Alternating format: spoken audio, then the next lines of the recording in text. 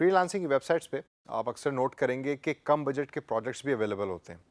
और अगर आपने कम बजट का प्रोजेक्ट ले लिया है या एक्सेप्ट कर लिया है और आपके पास इतने पैसे नहीं कि आप एक डिज़ाइनर एम्प्लॉय कर सकें एड्स बनाने के लिए, तो ये काम आपको खुद करना पड़ेगा एज ए डिजिटल मार्केटर।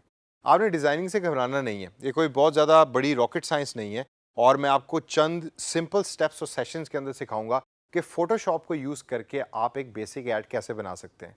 अब वो ख्वाह वो ऐड फेसबुक के लिए हो या ख्वाह वो ऐड गूगल के लिए हो, that doesn't matter. Basic designing is basic. आप अगर बेसिक डिज़ाइनिंग समझ लें और जान लें, तो अगर आपके पास कोई डिज़ाइनर नहीं भी है या डिज़ाइनर नखरे कर रहा है और पैसे ज़्यादा मांग रहा है, तो आप खुद घर के ऊपर बैठ के उन ऐड की डिज़ाइनिंग कर सकते हैं और डिज़ाइन करके उसको पोस्ट कर सकते हैं, ताकि आपका फ्रीलांसिंग का काम रुके ना और क्लाइंट उससे नाराज़ ना हो। तो दोस्तों, I will be using Photoshop. अब फोटोशॉप जो है दुनिया का सबसे ज़्यादा बड़ा और सबसे कॉमन डिजिटल डिज़ाइनिंग सॉफ्टवेयर है। डिजी स्किल्स के इस प्लेटफॉर्म से आप एक कोर्स ग्राफिक डिज़ाइनिंग के ऊपर भी करेंगे इन द फ्यूचर आगे जाके। एक्सेलेंट कोर्स है और आपने वो मस्ट करना है। उसकी यूजेज और उसकी एप्लीकेशन जो है वो आपको रोज़मर्रा की ज़िंदगी में फील भी होगी। और स्पेशली जब आप कोई प्रिंट डिज़ाइन कर रहे होते हैं, प्रिंट मीडिया हो, प्रिंट की एडवर्टाइजमेंट हो या इवन डिजिटल हो, तो उसमें फ़ोटोशॉप का काम बहुत ज़्यादा बढ़ जाता है। कुछ ऐसे पंडित्स और गुरुज हैं जो मेरी इस बात से एग्री नहीं करेंगे और कहेंगे कि जी इलस्ट्रेटर नाम का एक सॉफ्टवेयर है जो एडोबी का ही है, वो यूज़ करना चाहिए ऐड क्रिएशन के लिए। देयर इज़ नो लिमिट, आप इलस्ट्रेटर यूज़ कर लें, आप कोरल ड्रॉ यूज़ कर लें या फोटोशॉप यूज़ कर लें।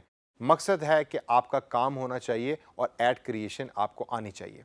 तो आइए चलते हैं फोटोशॉप में और फोटोशॉप में देखते हैं कि स्टेप बाय स्टेप एक बेसिक ऐड कैसे क्रिएट होती है। इसको करने से पहले एक चीज़ बहुत ज़रूरी है कि फोटोशॉप का सॉफ्टवेयर आपके कंप्यूटर पे इंस्टॉल्ड हो। अगर फोटोशॉप का सॉफ्टवेयर आपके कंप्यूटर पे इंस्टॉल नहीं है, तो उसका एक तो तरीका ये है कि आप फोटोशॉप की वेबसाइट पे जाएं, जो एडोब की वेबसाइट है, और वहां जाके फ्री ट्रायल 30 डेज़ का डाउनलोड करें फोटोशॉप का अपने कंप्यूटर के ऊपर। जब आप उसको डाउनलोड कर लेंगे तो 30 दिनों के लिए आपको फोटोशॉप का सॉफ्टवेयर आपके कंप्यूटर के ऊपर वो मुहैया हो जाएगा। अगर आप ये नहीं करना चाहते, तो आप अपने कंप्यूटर के ऊपर ये सॉफ्टवेयर इंस्टॉल कराएं अपनी करीबी कंप्यूटर मार्केट से और लाइसेंस सॉफ्टवेयर इंस्टॉल करा के इसके तमाम फंक्शंस को यूज़ करना शुरू करें। मेरे पास मेरे कंप्यूटर पे चूंकि फोटोशॉप इंस्टॉल्ड है, तो I will start using that software now. अगर आपके कंप्यूटर पे फोटोशॉप मौजूद नहीं है, तो इस सेशन को यहीं रोकिए, पहले फोटोशॉप इंस्टॉल कीजिए और उसके बाद सेशन को कंटिन्यू करें। तो आइए चलते हैं और देखते हैं कि फोटोशॉप बेसिक तरीके से कैसे यूज़ होता है। फोटोशॉप के आइकन पर डबल क्लिक करने के बाद आपके सामने ये मेन स्क्रीन खुल जाएगी। इस स्क्रीन को देखकर हो सकता है कि आपके कंप्यूटर की स्क्रीन जो है वो इससे मुख्तलिफ हो। घबराने की ज़रूरत नहीं। There are different versions of each software. कुछ नए होते हैं, कुछ पुराने होते हैं। हो सकता है मेरा जो वर्जन जो मैं यूज़ कर रहा हूँ अपने कंप्यूटर स्क्रीन के ऊपर, वो उतना नया ना हो जो आप यूज़ कर रहे हैं। लेकिन जो बेसिक फंक्शनैलिटी है वो सॉफ्टवेयर की तमाम वर्जन्स के अंदर वो सेम रहती है।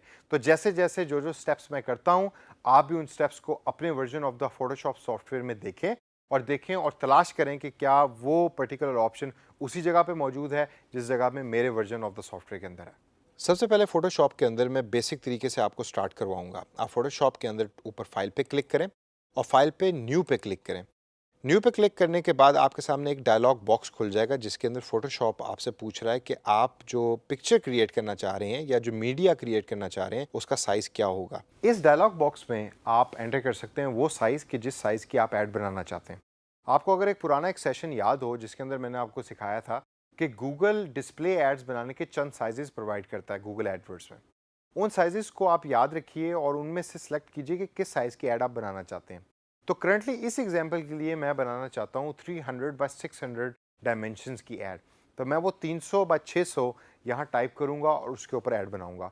मेरी अपनी पर्सनल प्रैक्टिस ये है कि अक्सर जो फेसबुक रिलेटेड एड्स मैं बनाता हूँ खुद, वो मैं A4 साइज़ पे बना रहा होता हूँ। A4 साइज़ पाकिस्तान के अंदर जो हम पेज यूज़ करते हैं उस साइज़ को कहते हैं। आप जो विड्थ और हाइट सेलेक्ट करें, वो सेलेक्ट करें based on your own requirement. जो भी आपकी रिक्वायरमेंट है ऐड डिज़ाइन की, उस हिसाब से आप विड्थ को और हाइट को डिसाइड करें। तो आइए इस एग्जांपल के लिए मैं यूज़ करता हूँ 300 बाय 600। विड्थ और हाइट टाइप करने से पहले सबसे पहले नेम दीजिए ऐड का। यहाँ मैं लिखूँगा डिस्प्ले ऐड।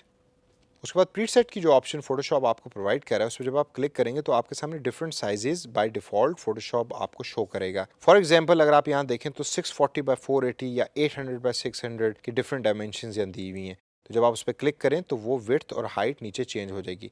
मैं फ़िलहाल चाहता हूँ कि यहाँ मैं 300 विड्थ हो और 600 उसकी हाइट हो, ये साइज़ मैं यूज़ करना चाहता हूँ अपनी ऐड के लिए, तो मैं उसको यहाँ टाइप करूँगा। उसके बाद नीचे मोड के अंदर आरजीबी कलर है और ऑप्शंस दी हुई हैं, जिसमें एक ऑप्शन CMYK भी है। इसको फ़िलहाल बस आप इतना याद रखिए कि आरजीबी डिजिटल मीडिया के लिए यूज़ होता है और CMYK प्रिंट मीडिया के लिए यूज़ होता है, यानी कि जो प्रिंट पेपर के ऊपर हो रहा होता है। आप इसको आरजीबी ही रहने दें फ़िलहाल। और नीचे कंटेंट्स में या आप वाइट बैकग्राउंड रख सकते हैं या बैकग्राउंड कलर को सिलेक्ट कर सकते हैं या आप उसको ट्रांसपेरेंट रखें। मैं इसको वाइट ही रखना चाहता हूँ, तो I will leave it as it is. Okay के बटन पे क्लिक करने के बाद आपके सामने एक स्क्रीन खुल जाएगी। अपने माउस पॉइंटर को जब आप नीचे कॉर्नर में लेके जाएंगे तो आपके सामने इस एरो की मदद से आप क्लिक करके स्क्रीन को बड़ा भी कर सकते हैं। बड़ा करने के बाद आप स्क्रीन को मूव अराउंड कर सकते हैं। अब ये जो वाइट बैकग्राउंड आपको नजर आ रहा है, ये है वो एरिया कि जिसके अंदर मुझे अपनी एड को डेवलप करना है। अब साइज तो आपने सेलेक्ट कर लिया। अब इससे अगली जो चीज़ जो सबसे इंपॉर्टेंट है फोटोशॉप को सीखने के अंदर, वो है द कॉन्सेप्ट ऑफ लेयर्स। अब लेयर्स का कॉन्सेप्ट हो सकता है कुछ लोग मुझसे डिसएग्री करें कि जी लेयर्स का कॉन्सेप्ट तो बड़ा एडवांस्ड है।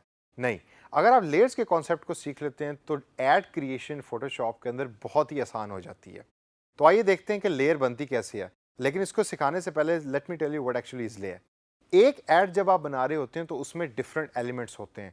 हो सकता है उसमें टेक्स्ट भी हो सकता है उसमें पिक्चर भी हो सकता है उसमें पिक्चर्स भी डिफरेंट तरीके की हो रही हों, 4 5 6 8 पिक्चर्स यूज़ कर रहे हो आप।